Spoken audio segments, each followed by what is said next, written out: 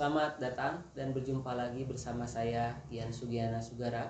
Saya merupakan salah satu pengajar di program studi bimbingan dan konseling Universitas Muhammadiyah Tasikmalaya.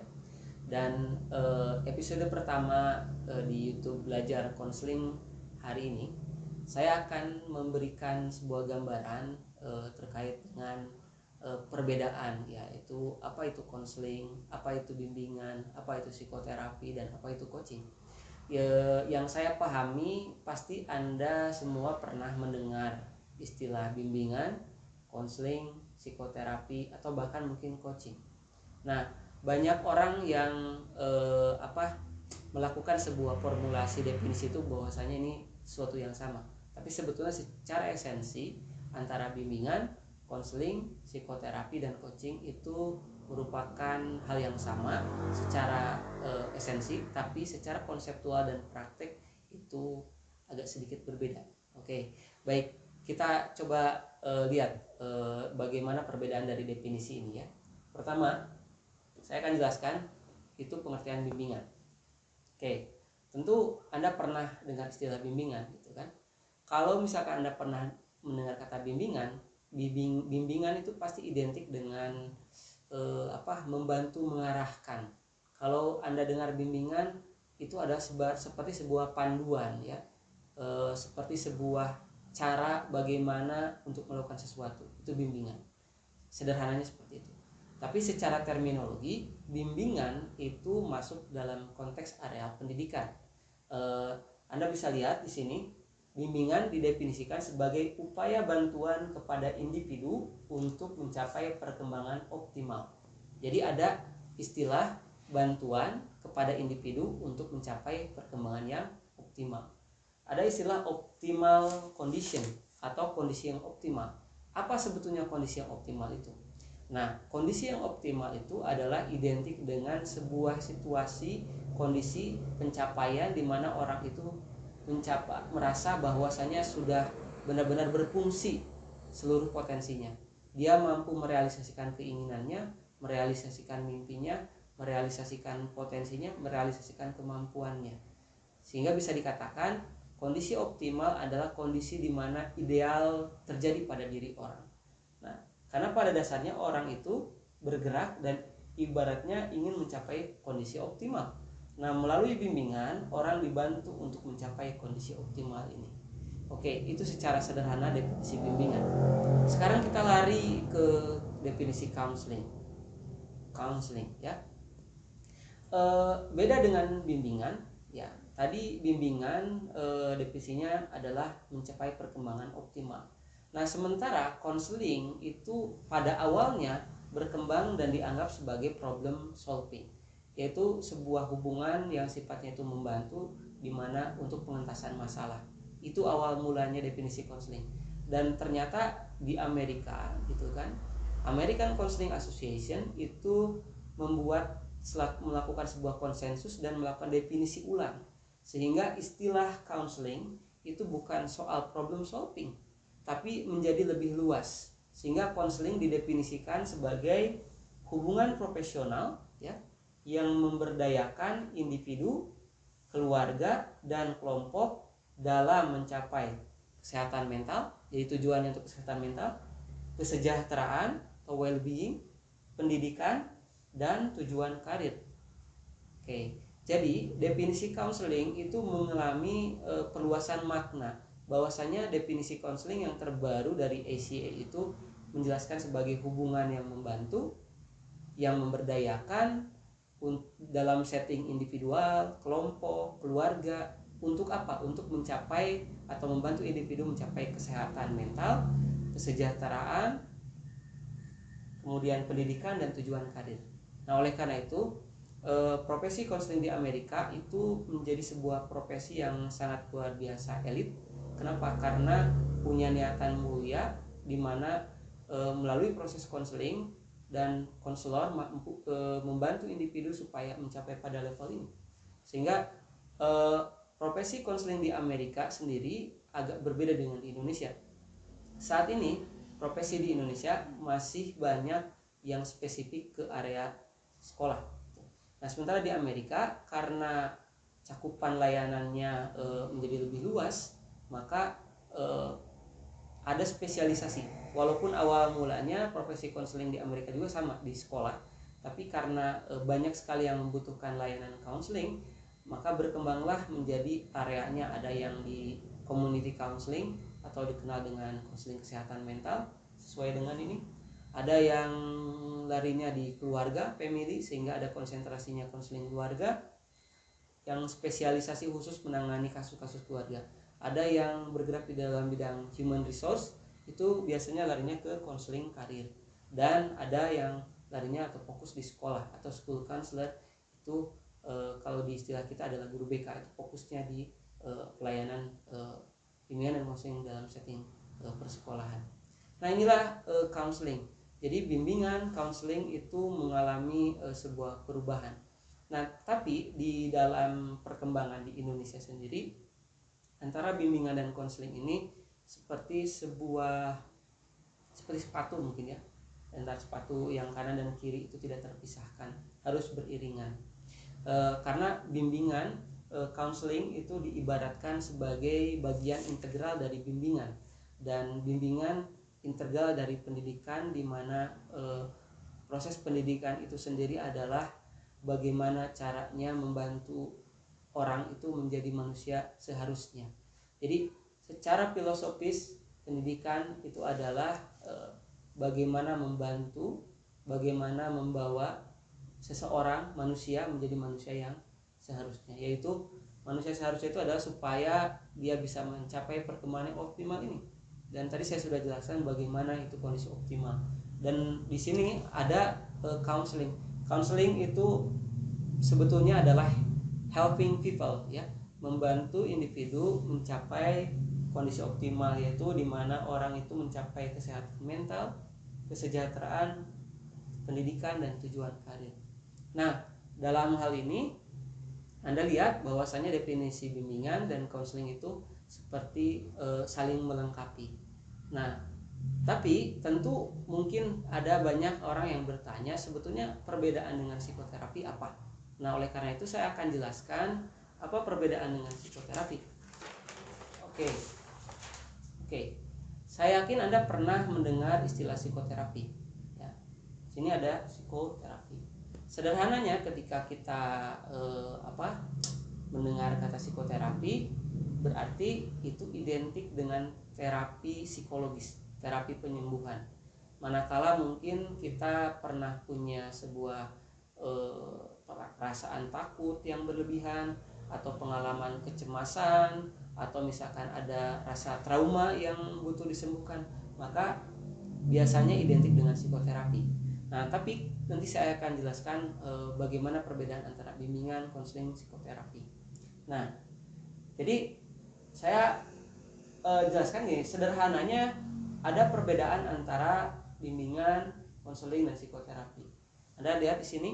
Di sini adalah wilayah bimbingan, di sini adalah wilayah counseling, dan di sini adalah wilayah psikoterapi. Nah, kemudian sekarang pertanyaannya, apa sih perbedaan dari tiga itu? Gitu kan, tiga hal ini. Apa distinktifnya? Distinktif itu adalah perbedaan antara tiga hal ini. Oke, bimbingan, konseling, dan psikoterapi. Kita coba lihat. Ya. Bimbingan itu bersifat jangka pendek, ya. Jadi jangka pendek. Maksud dari jangka pendek ini tujuannya hanya sesaat atau tidak berkepanjangan gitu. Misalkan gini, Anda ingin membuat siswa Anda punya keterampilan keterampilan mengelola stres misalkan. Nah, kemudian Anda menggunakan bimbingan, yaitu melatih kemudian mengajarkan bagaimana cara untuk mengelola stres itu. Nah, model yang digunakan itu bersifat jangka pendek dan tidak berkesinambungan. Dan mungkin ketika itu bisa saja ketika Anda melakukan bimbingan, Anda cukup diberikan buku saja yang berisi terkait dengan cara-cara untuk mengelola stres, itu juga sudah cukup. Itu bimbingan, ya. Nah, kemudian psikoterapi itu sebaliknya, bersifat jangka panjang. Jadi ketika masalah yang dibantu dalam psikoterapi itu adalah masalah yang sifatnya itu jangka panjang. Contoh kalau misalkan orang punya pengalaman trauma, katakan saja dia pernah mengalami jatuh dari motor misalkan ya, dan saya juga berani naik motor karena sering dihantui dengan rasa was-was yang berlebihan, maka ya ini butuh sesi yang berkelanjutan, dan ini bisa dikatakan dengan psikoterapi. Nah, sementara counseling itu berada di tengah-tengah antara bimbingan dan psikoterapi. Counseling bersifat recovery, bersifat juga development. Nah, sementara bimbingan bersifat development, counseling selain bersifat development bersifat juga kuratif atau recovery. Nah, kemudian dalam modifikasi bimbingan itu memodifikasi perilaku. Contoh tadi ya, kalau misalkan orang pernah ibaratnya trauma, kalau ngasih bimbingan itu hanya sekedar ngasih tahu gitu bahwasanya ya coba lakukan hal ini gitu kan. Nah, itu bimbingan. Sementara psikoterapi melakukan rekonstruksi pribadi. Mungkin itu berkaitan dengan memori atau pengalaman yang dulu yang perlu dilakukan rekonstruksi ulang. Karena kenapa dia mengalami ketakutan ketika naik motor? Karena ada pengalaman yang dia maknai negatif. Maka ini harus melakukan sebuah rekonstruksi pribadi. Nah, counseling juga berperan di tengah-tengah. Jadi butuh untuk melakukan rekonstruksi, tapi butuh juga untuk melakukan pengembangan. Sehingga bisa dikatakan counseling itu menangani isu yang belum terlalu dalam seperti psikoterapi, walaupun di dalam aktivitasnya agak susah membedakan mana counseling mana psikoterapi. Oke. Kemudian isunya tidak dalam. Tadi saya sudah jelaskan bahwa bimbingan itu isunya isu yang permukaan. Misalkan bagaimana cara supaya mampu mengelola diri, bagaimana supaya disiplin. Isu-isu umum yang bisa Anda ajarkan dan Anda latihkan atau Anda berikan bimbingan kepada individu. Nah, kalau misalkan psikoterapi isu psikus dalam gitu, masalah-masalah psikis yang benar-benar isu ya, punya permasalahan yang dalam yang butuh waktu untuk melakukan sebuah recovery terhadap hal itu.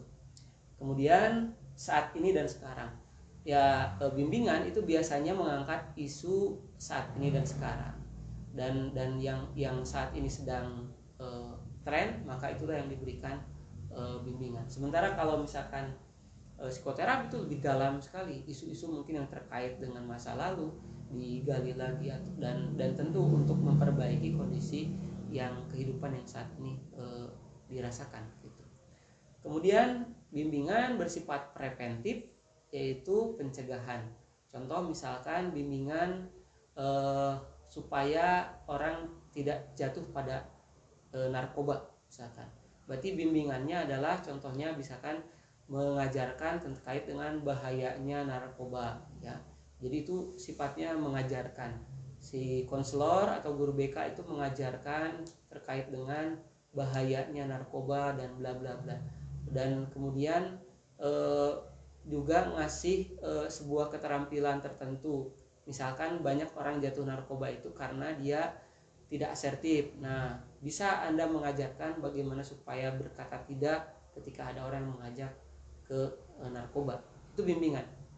Kalau psikoterapi adalah sifatnya itu restoratif. Tadi yang saya bilang itu membutuhkan sebuah pengubahan diri, atau bahasa lainnya adalah personality reconstruction, pengubahan atau rekonstruksi dari kepribadian. Dan konseling itu sifatnya kuratif dalam rangka bisa membantu melakukan pencegahan juga, bisa melakukan penyembuhan juga ya. Nah, kemudian bimbingan itu membuat orang itu menyadari terkait dengan hal-hal yang menjadi isu. Jadi konsius ya, fokus pada kesadaran yang sifatnya itu di atas ya, dalam artian pada isu-isu yang belum terlalu dalam, masalah yang tidak terlalu dalam. Kalau misalkan psikoterapi adalah bagaimana isu-isu yang unconscious yang tidak sadar. Yang contoh itu yang tadi saya bilang, ketika orang ada pengalaman trauma, dia susah untuk naik motor karena ada pikiran-pikiran, ada memori, ada bayangan, ketakutan ketika nanti jatuh karena pernah mengalami hal serupa. Nah, jadi butuh untuk melakukan rekonstruksi dari unconsciousnya. Kemudian kalau misalkan bimbingan itu helper center. Jadi yang paling dominannya itu adalah helper atau konselornya atau guru BK-nya. Jadi yang paling dominannya itu adalah yang memberikan bantuannya, sehingga tidak terlalu dalam mengeksplorasi dari masalahnya. Sementara kalau misalkan psikoterapi itu healthy center, jadi berfokus pada konselingnya atau kliennya, pusat pada kliennya. Ini beberapa perbedaan antara bimbingan, konseling, dan psikoterapi. Sehingga saya bisa mengatakan bahwa konseling itu bisa untuk development, pengembangan, dan konseling juga bisa untuk kuratif atau recovery. Nah, sekarang mungkin Anda penasaran sebetulnya dalam konteks sederhana praktisnya gimana sih, gitu kan? Nah, sekarang saya akan menjelaskan lagi. Nah, baik. Nah, di sini ada gambar. Supaya Anda lebih memahami apa itu perbedaan bimbingan, konseling, dan psikoterapi, maka coba kita lihat dari gambar ini. Nah, gambar ini kita katakan saja ini individu ya, orang gitu kan. Nah, apa yang dinamakan konseling, apa yang dinamakan psikoterapi, apa yang dinamakan bimbingan, apa yang dinamakan dengan coaching. Nah, Anda lihat ketika orang berada di level kiri, katakan saja dia berada dalam kondisi minus ya, tapi minusnya itu tidak terlalu banyak gitu. Dia merasa ada sesuatu yang mengganggu dirinya, tapi itu tidak terlalu banyak, masih dalam level yang tidak terlalu dalam. Maka proses bantuan dari minus ini ke netral itulah yang dinamakan dengan counseling. Jadi konseling adalah proses bantuan di mana orang itu dari minus ke netral, itu adalah counseling.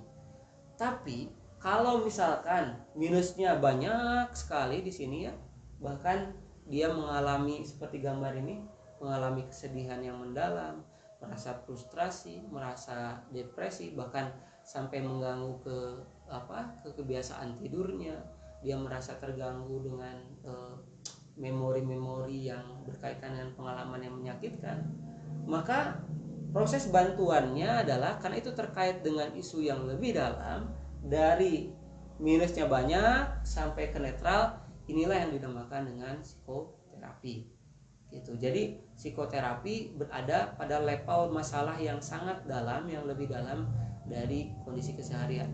Sementara counseling itu adalah isu-isu yang berada di atas, tidak terlalu dalam. Oke.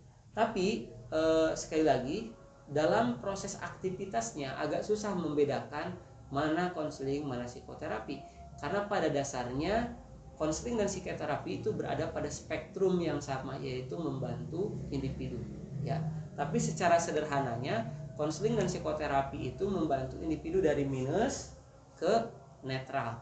Jadi netral itu kondisi di mana orang itu merasa baik saja, tidak terganggu, dan fine, dia tidak merasa terganggu apapun, itu netral. Oke, sekarang posisinya di mana itu coaching, sehingga Anda kalau istilah dengar coaching itu identiknya dengan pelatihan, coach ya. Coach itu beda dengan pelatih ya. Oke, kita lihat ya, apa sih perbedaannya ini. Tadi saya sudah menjelaskan, ketika kita ibaratnya melakukan bimbingan, maka bimbingan itu adalah dari netral ya ke plus sebetulnya. Tujuan plusnya apa? Supaya orang itu terproteksi, terpreventif dari apa yang namanya itu masalah-masalah yang bisa meresiko terhadap dia menjadi punya gangguan psikologis atau gangguan kesehatan mental. Nah, tapi bedanya gini, bimbingan itu bersifat edukatif, kemudian berpusat pada helper atau konselornya, sehingga Sama halnya seperti pendidik, ketika kita melakukan bimbingan, maka seorang pembimbing itu identik dengan orang yang punya kapasitas untuk mengarahkan, memberikan nasihat, dan untuk melakukan pengarahan terhadap apa yang klien atau hadapi ya. Nah, sebenarnya bedanya dengan coaching apa? Nah, coaching sebetulnya bagaimana membantu orang dari netral, dari nol menjadi plus, sehingga kehidupannya itu ingin plus, ingin merasa punya nilai lebih, ingin merasa lebih baik. Sebetulnya ketika orang itu tidak ada masalah apapun gitu, dia merasa hidupnya baik-baik saja, tapi dia ingin ada sesuatu yang plus dalam hidupnya itu. Nah, proses bantuan untuk mencapai plus ini, itulah yang dimakan dengan coaching. Nah, bedanya dengan bimbingan apa? Kalau coaching itu bersifat eksploratif dan pengembangan, sehingga yang namanya coach itu tugasnya hanya menanyakan saja. Beda dengan bimbingan, kalau bimbingan itu edukatif dan dan berpusat pada pembimbing. Kalau coaching itu berpusat pada coachingnya. Jadi ketika melakukan proses coaching itu, tugas seorang coach adalah pertama membantu mengidentifikasi tujuannya, apa yang diinginkan, apa yang ingin menjadi nilai plus pada diri coach itu. Kemudian selanjutnya adalah menjadi fasilitator dengan cara membantu coach untuk menemukan sebuah sumber daya yang berada dari dirinya, sehingga coach mampu mengarahkan ke tujuan yang diharapkannya. Nah, ini perbedaannya. Sehingga yang bimbingan itu bersifat preventif, edukatif, dan berpusat pada pembimbing, sementara kalau coaching itu eksploratif, pengembangan, dan berfokus pada coaching. Nah, inilah wilayah kerja yang dilakukan oleh konselor. Jadi konselor itu harus bisa melakukan bimbingan, perlu juga melakukan counseling, dan kadangkala melakukan psikoterapi, dan melakukan juga coaching. Sehingga ketika Anda menjadi seorang konselor yang profesional, maka Anda harus tahu dan paham serta mengerti dan mampu untuk mempraktekkan bagaimana cara melakukan bimbingan, konseling, psikoterapi, ataupun coaching. Maka pada dasarnya keempat hal ini merupakan bagaimana konselor bekerja. Konselor bekerja melakukan layanan profesional itu adalah dalam rangka membantu individu supaya mencapai perkembangan yang optimal, di mana seperti ini, dan pada intisarinya adalah dengan cara melakukan bimbingan, konseling, psikoterapi, dan coaching. Oke, baik. Itu saya kira bagaimana seorang konselor bekerja ya. Oleh karena itu, episode kali ini menjabarkan bagaimana konselor bekerja dengan memperhatikan bimbingan, konseling, psikoterapi, dan coaching. Oke, saya kira sangat luar biasa sekali untuk hari ini. Mudah-mudahan memberikan pemahaman yang baru, memberikan manfaat yang baru bagi Anda yang ingin mengenal dunia counseling. Dan saya sangat senang sekali berbagi dengan Anda terkait dengan keilmuan ini. Dan Anda bisa, jika ada yang tanyakan, Anda bisa menanyakannya di kolom komentar. Nanti saya akan jawab sebisa yang saya bisa. Mudah-mudahan memberikan manfaat, dan kita akan jumpa lagi di episode selanjutnya, di episode belajar konseling episode kedua. Terima kasih. Assalamualaikum warahmatullahi wabarakatuh.